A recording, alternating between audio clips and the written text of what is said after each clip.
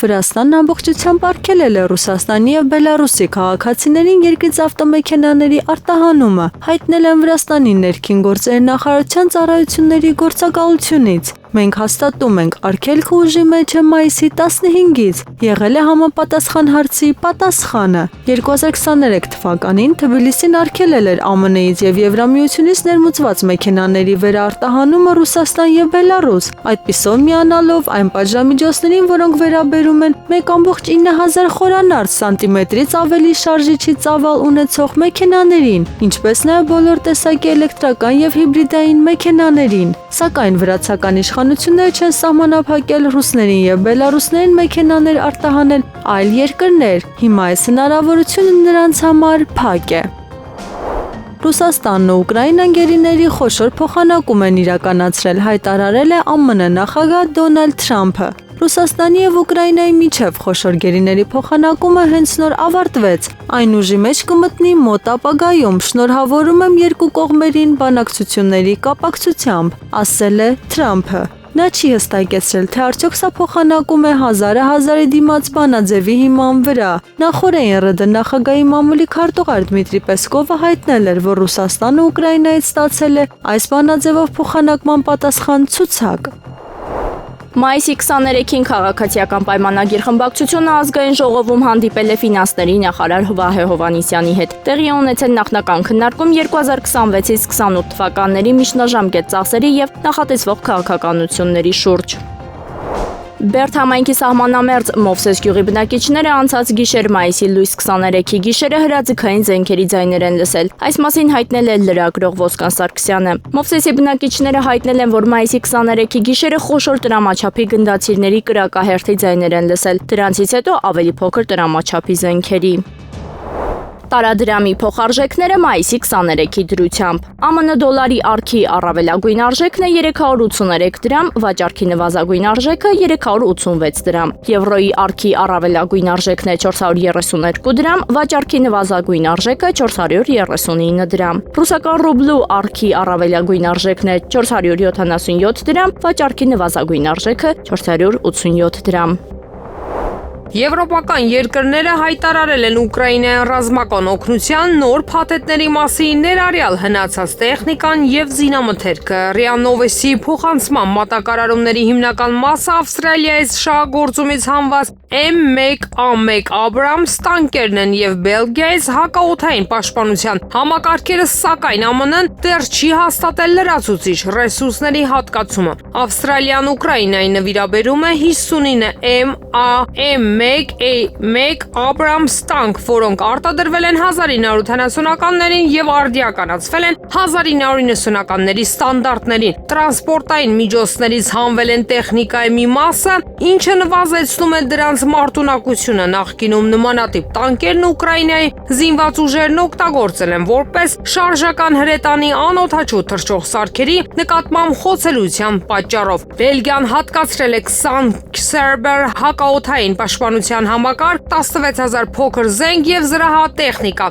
1 միլիարդ եվրո արժողությամբ։ Իտալիան մատակարարում է 155 մմ արկեր, 400 M113 զրահափոխադրիչներ եւ SAMT հակաօդային պաշտպանության համակարգեր։ Լեհաստանը կենտրոնացել է զինվորականների պատրաստման եւ մնացած խորհրդային MiG-29 կործանիչների տեղափոխման վրա։ ԱՄՆ-ն բախվում է Patriot համակարգերի պակասի, նույնիսկ ՆԱՏՕ-ի կարիքների համար։ Բանակցությունները Իսրայելից մեկ կայանք փոխանցելու շուրջ շարունակվում են, ասել է ԱՄՆ պետքարտուղար Մարկ Ռուբիոն։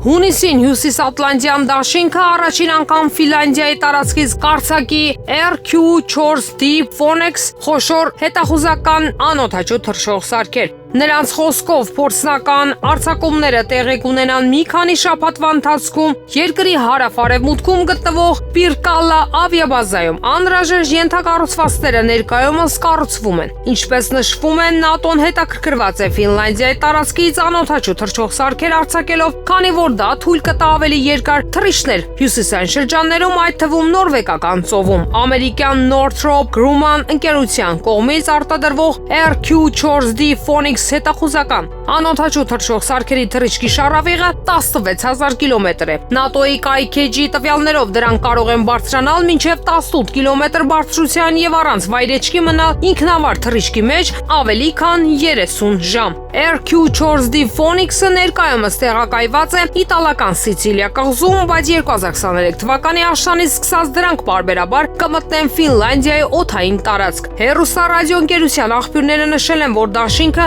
քննարկում է իր հետախուզական անօդաչու թռչող սարքերի համար երկրորդ բազա ստեղծելու հնարավորությունը, չնայած շինարարության մեկնարկի եւ բազայի հնարավոր տեղակայման վերաբերյալ որոշում դեռևս չի կայացվել։ Ավելի վաղ Ֆինլանդիայի իշխանությունները Հյուսիսատլանտյան դաշինքին առաջարկել էին նման բազա տեղադրել իր տարածքում։ Ինչպես նշվեց, Պրիկալան համարվում է դրա համար ամենահարմար վայրը։ Նորվեգիան եւ Լեհաստանը նույնպես հետաքրքրություն են ցուցաբերում նախագծի նկատմամբ։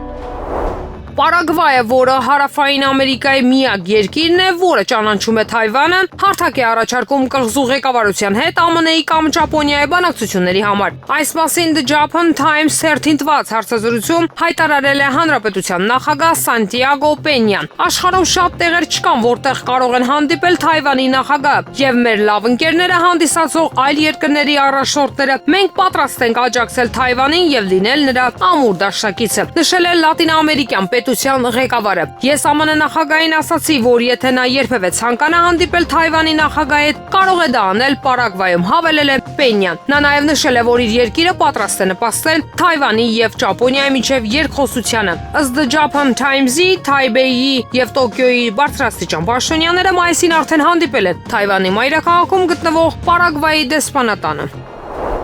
Ուկրաինական կողմից խաղաղության համաձայնագիրը ստորագրելու օպտիմալ տարբերակը կլինի Ուկրաինայում ընտրությունների անցկացումը, հայտարարել է Ռուսաստանի արտաքին գործերի նախարար Սերգեյ Լավրովը։ Եվ այդ ժամանակ կտեսնենք, թե ով ունի լեգիտիմություն Ուկրաինայի իշխանությունների շրջանում։ Գործող սահմանադրությունը նախագահն շատ մանրամասն վերլուծել է, բայց հավանաբար լավագույն տարբերակը կլինի ընտրությունների անցկացումը, ասել են լրագրողներին հարավային Ռուսաստանի պատմական հողերը, ազգային ինքնությունը եւ ժողովուրդների ինքնորոշումը բարձր մակարդակի համաժողովի շրջանակներում։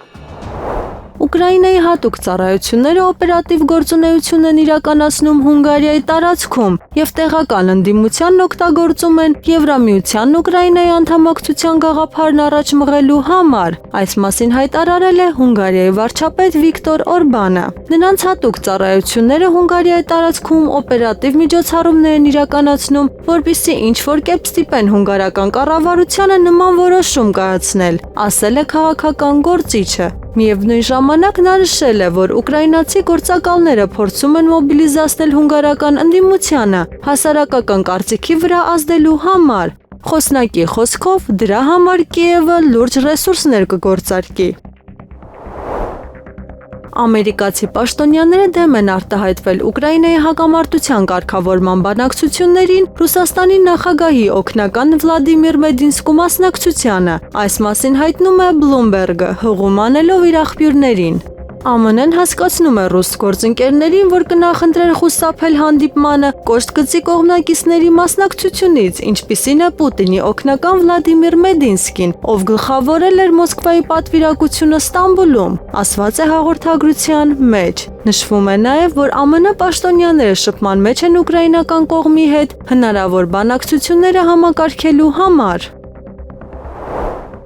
Գերմանիայի կանցլեր Ֆրիդրիխ Մերցը ակտիվորեն հանդես է գալիս հյուսիսային հոս գազատարների դեմ ԵՄ-ի պատժամիջոցների օգտին, որպեսզի խոչընդոտի այդ ոլորտում Ռուսաստանի եւ ԱՄՆ-ի համագործակցությանը։ Այս մասին հայտնում է Financial Times թերթը, հղում անելով իր աղբյուրներին։ Մերցն ակտիվորեն աջակցում է հյուսիսային հոսքերի նկատմամբ ԵՄ-ի առաջարկած արգելքին, փորձելով դադարեցնել գազային կապերը վերականգնելու ԱՄՆ-ի եւ Ռուսաստանի ցանկացած փորձ։ Կանցլերը ձգտում էր ճնշել գազատարների աշխատանքի հնարավոր վերսկսման առավելությունների մասին ցանկացած ներքին բանավեճ։ Պարբերականը փոխանցում է քննարկմանը ծանոթ 3 անանուն պաշտոնյաների խոսքերը։ Բացի այդ, աղբյուրներից մեկը հայտարարել է, որ այդպիսով Մերցը ցանկանում է եվրոպականացնել հյուսիսային հոսքերի ճակատագիրը, քանի որ չի ցանկանում միայնակ բախվել Մոսկվայի եւ Վաշինգտոնի հնարավոր ճնշմանը։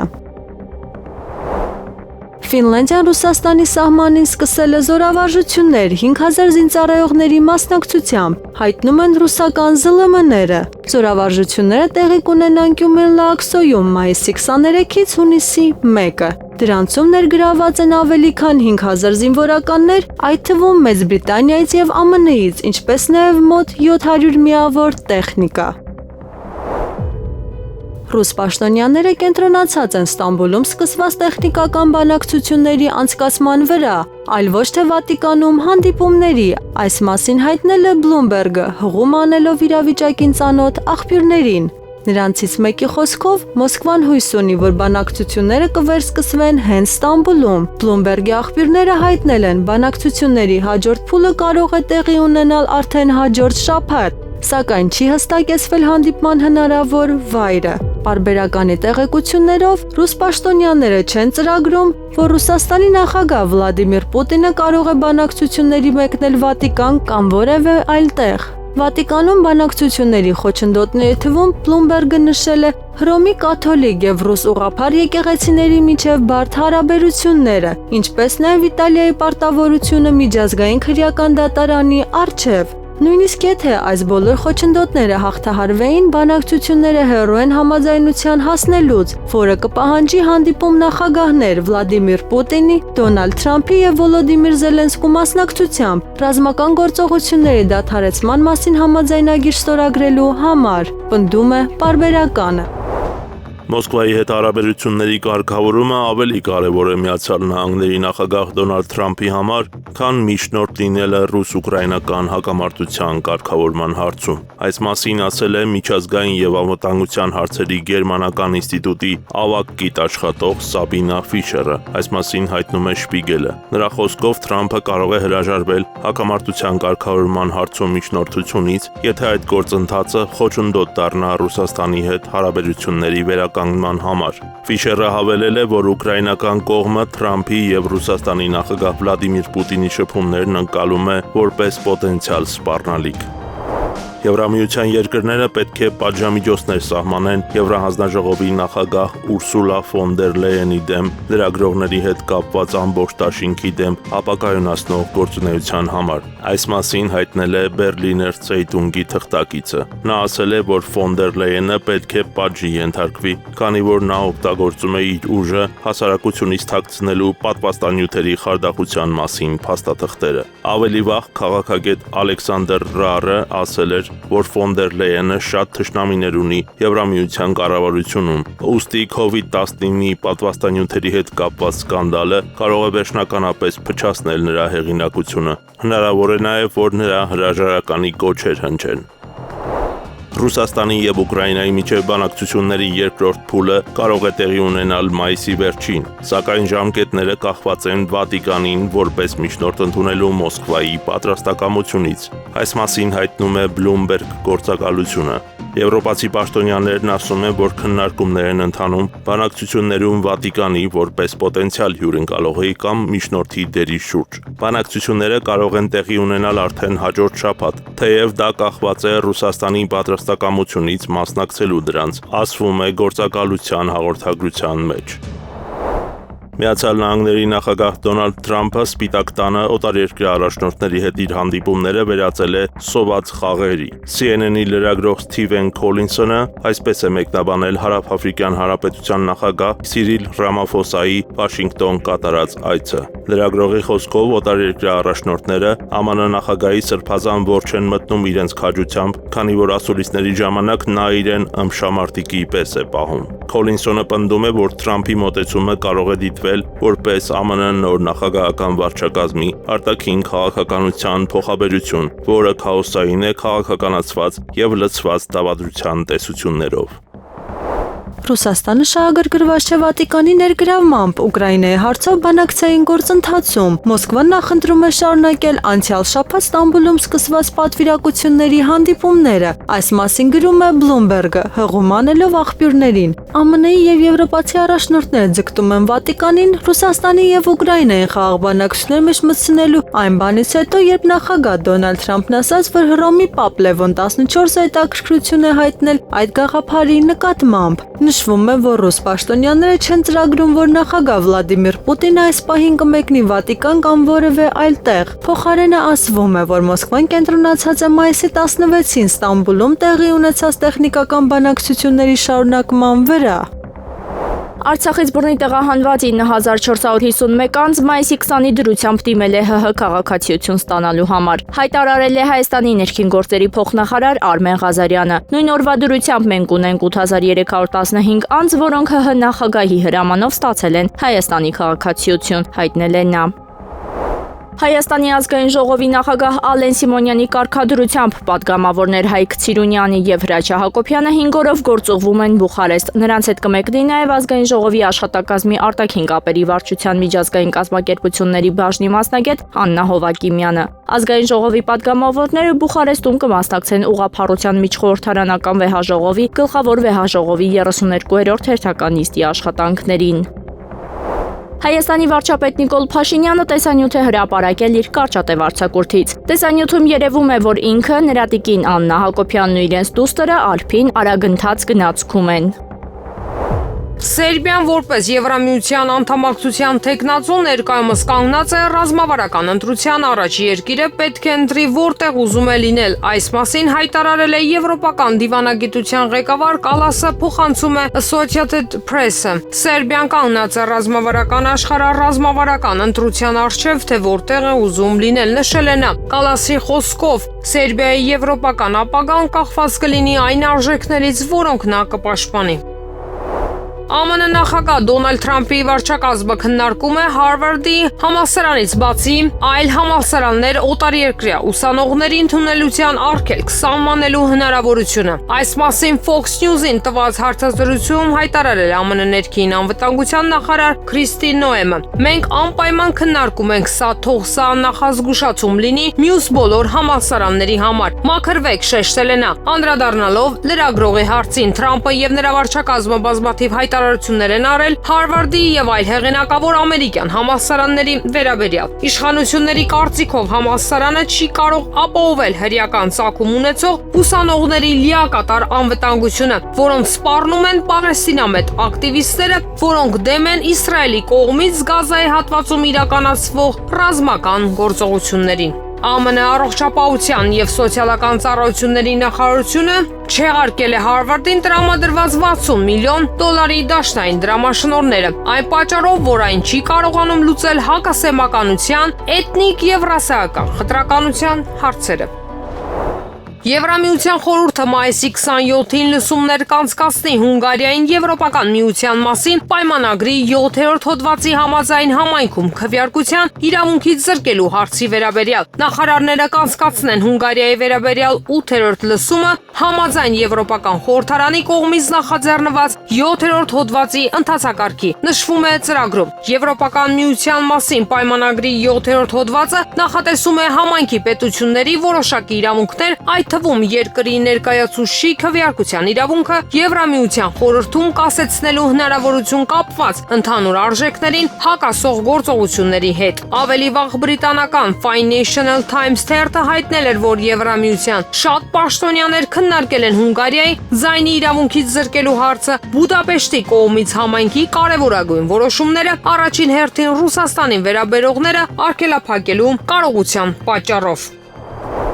Իսրայելի պաշտպանության ուժերը հայտնել են, որ Եմենից Իսրայելի ուղղությամբ հրթիռ է արձակվել եւ որ հակաօդային պաշտպանության համակարգերը որսացել են այն։ Իսրայելի պաշտպանության ուժերը հայտնաբերել են Եմենից Իսրայելի տարածքի ուղղությամբ հրթիռ է արձակում եւ Իսրայելի ռազմաօդային ուժերի հակաօդային պաշտպանության համակարգերը աշխատում են սպառնալիքը կասեցնելու ուղղությամբ։ Ասվում է բանակի Telegram ալիքում տեղադրված հայտարարության մեջ։ Ավելի ուշ բանակը հայտնել է, որ հրթիռը որսացել են։ Հութիները 2023 թվականի վերջից ի վեր հարյուրավոր հրթիռներ եւ անօդաչու թռչող սարքեր են արձակել Իսրայելի ուղղությամբ վկայակոչելով Գազայի պաղեստինցի ժողովրդի հետ համելաշխությունը, որտեղ շարունակվում է Իսրայելի ռազմական գործողությունները։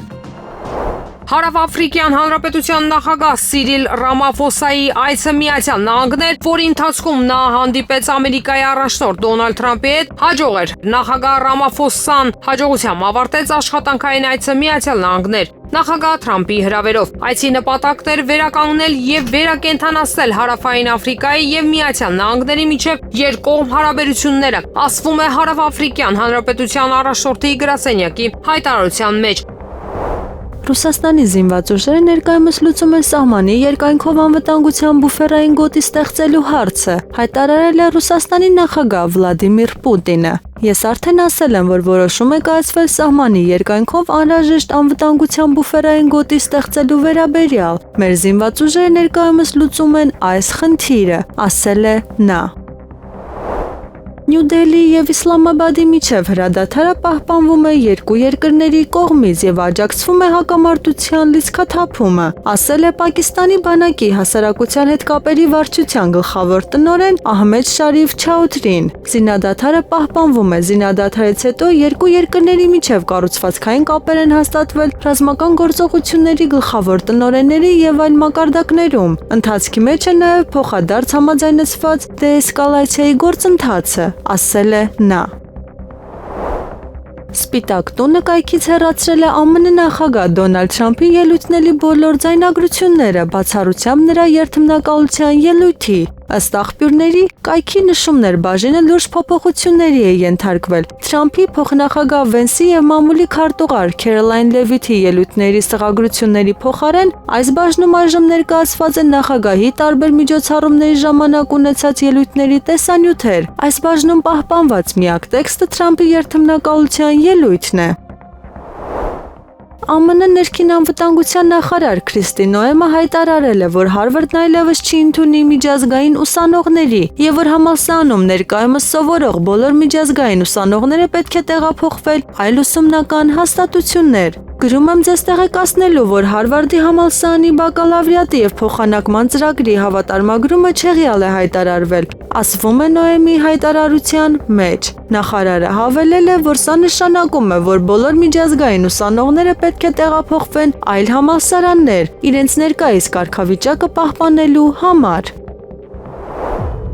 Թուրքիան ակնկալում է, որ Բաքվի եւ Երևանի միջև խաղաղության համաձայնագիր ստորագրելու համար պայմաններ կստեղծվեն, հայտարարել է Թուրքիայի անվտանգության խորհուրդը։ Խորհրդի նիստը տեղի է ունեցել Թուրքիայի նախագահ Ռեջեփ Թայիփ Էրդողանի նախագահությամբ։ Հանդիպման մասնակիցները գոհունակություն հայտնեցին, որ Ադրբեջանն ու Հայաստանը համաձայնության են եկել խաղաղության պայմանագրի նախագծի շուրջ եւ վերահաստատեցին, որ ակնկալում են ապահովել վերջնական խաղաղության հաստատման համար անհրաժեշտ պայմանները, որի արդյունքները օգտակար կլինեն տարածաշրջանի բոլոր կողմերի համար, ասվում է Թուրքիայի անվտանգության խորհրդի հրապարակված հայտարարության մեջ։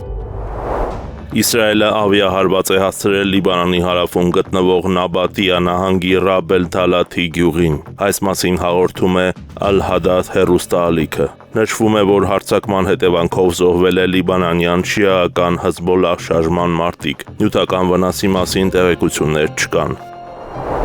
Գերմանիայի կառավարությունը վախենում է, որ Միացյալ Նահանգները կհրաժարվի Ուկրաինայից, միակողմանի օրեն կվերացնի Ռուսաստանի դեմ պատժամիջոցները եւ կվերսկսի նրա հետ առևտուրը։ Այս մասին գրում է Bild թերթը հղում անելով աղբյուրներին։ Բերլինը կարծում է, որ նման զարգացումը կլինի վատագույն սցենարը։ Գերմանիայի իշխանությունները նման մտահոգություններ ունեին Ռուսաստանի եւ Միացյալ Նահանգների առաջնորդներ Վլադիմիր Պուտինի եւ Դոնալդ Թրամփի միջև հեռախոսազրույցից հետո։ Գերմանական Մարշալի հիմնադրամի անվտանգության փորձագետ Կլաուդիա Մայորի խոսքով ԱՄՆ նախագահի դիրքորոշումը դժվար թե կանխատեսելի լինի եւ եվրոպացիները չեն կարող հույսը դնել դրա վրա։ Նա նշել է, որ ուկրաինական հակամարտությունն այլևս Վաշինգտոնի համար առաջնահերթություն չէ։ Ֆրանսիայի նախագահ Էմանուել Մակրոնը Չինաստանի նախագահ Սի Ցзինփինի հետ զրույցից հետո հայտարարել է, որ Փարիզն ու Պեկինը հանձնառու են Ուկրաինայում երկարատև խաղաղության հասնելուն, որը սկսվում է հրադադարից։ Մենք ունենք նույն նպատակը կապված Ուկրաինայում Ռուսաստանի վարած պատերազմի հետ, ամուր եւ հուսալի խաղաղություն։ Այդ խաղաղությունը սկսվում է անհապաղ եւ անվերապահ հրադադարից, ասել է Մակրոնը։ ԱՄՆ նախագահ Դոնալդ Թրամփը պլանավորում է մասնակցել մեծ յոթնյակի գագաթնաժողովին, հայտարարել է Սպիտակ տան մամուլի քարտուղար Քերոլայն Լևիթը։ Գագաթնաժողովը տեղի կունենա հունիսի 15-ից 17-ը Կանադայում։ Աշխարհի առաջնորդների հանդիպումը տեղի կունենա Կանադայի Ալբերտա նահանգի գեղատեսիլ Կանանանսկի շրջանում։ Մասնակիցները կքննարկեն միջազգային եւ տնտեսական կարևորագույն հարցեր։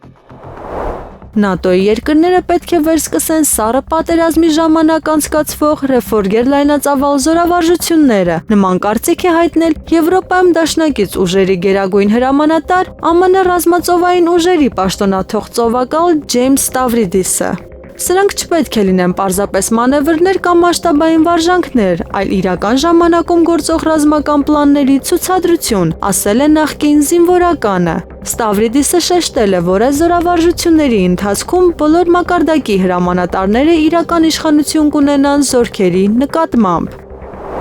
Ռուսաստանը Ուկրաինայից ստացել է 1000-ի դիմաց բանաձևով գերիների փոխանակման ցուցակ։ Այս մասին, ինչպես հաղորդում է ՏԱՍՍ-ը, հայտարարել է Ռուսաստանի նախագահի մամուլի քարտուղար Դմիտրի Պեսկովը։ Նա պատասխանեց այն հարցին, թե արդյոք Մոսկվան Կիևից ստացել է ցուցակ։ Այո, իսկապես այն արդեն ստացվել է, ասել է Կրեմլի խոսնակը։